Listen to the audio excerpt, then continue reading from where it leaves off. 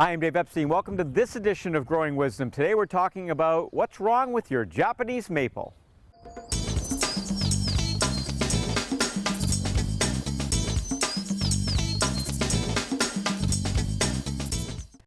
So here I have a Japanese maple, and it is Butterfly. That is the cultivar of it. It's a really nice Japanese maple. It has this wonderful variegated leaf. I absolutely love it.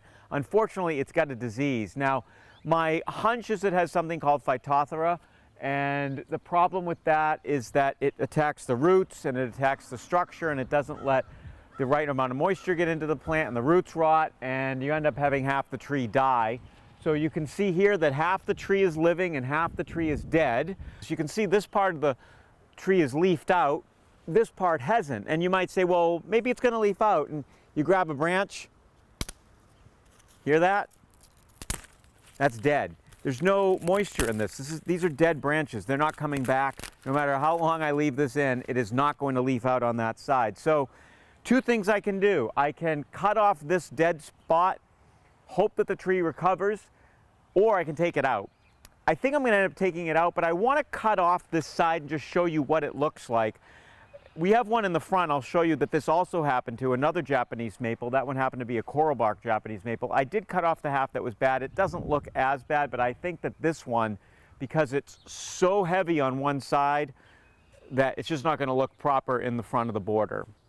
So one of the things I can do is, just to be sure, I know it's dead, but you know, even down here, see how brown that is in there? So this whole branch is dead. If this were alive, it would be green underneath there. So we're going to take it out. But you know, I'm just double checking to be sure that there's not living tissue down here, and then it would leaf out. But I suspect that this is pretty much dead, this whole branch all the way up. So I'm going to take off one at a time.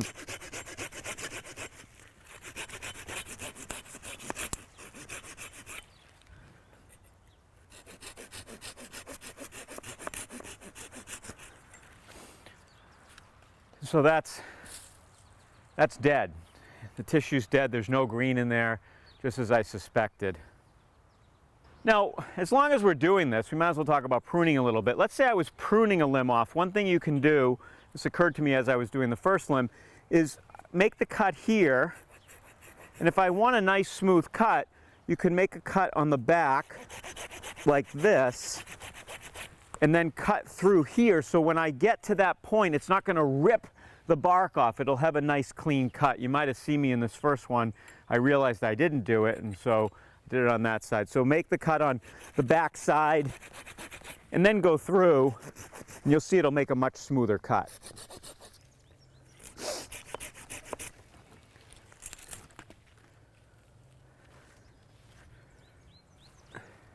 Also dead, unfortunately.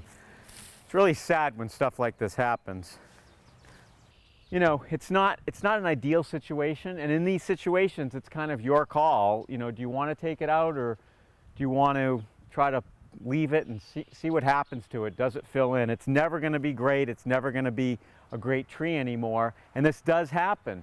One thing you don't want to do is probably plant in this exact same spot another Japanese maple. The soil has Phytophthora in it. Most soils have Phytophthora in it anyway. A lot of trees are just able to deal with it. So, you know, would I take a new one if I wanted a new tree? Would I put it in a different position? But I probably would not put another Japanese maple in this exact spot. So, here today we've discussed Phytophthora, probably the cause of the problems on this Japanese maple. And you can see the results. Take off the dead stuff. Make your decision. Do you take it out or do you leave it? For Growing Wisdom, I'm Dave Epstein.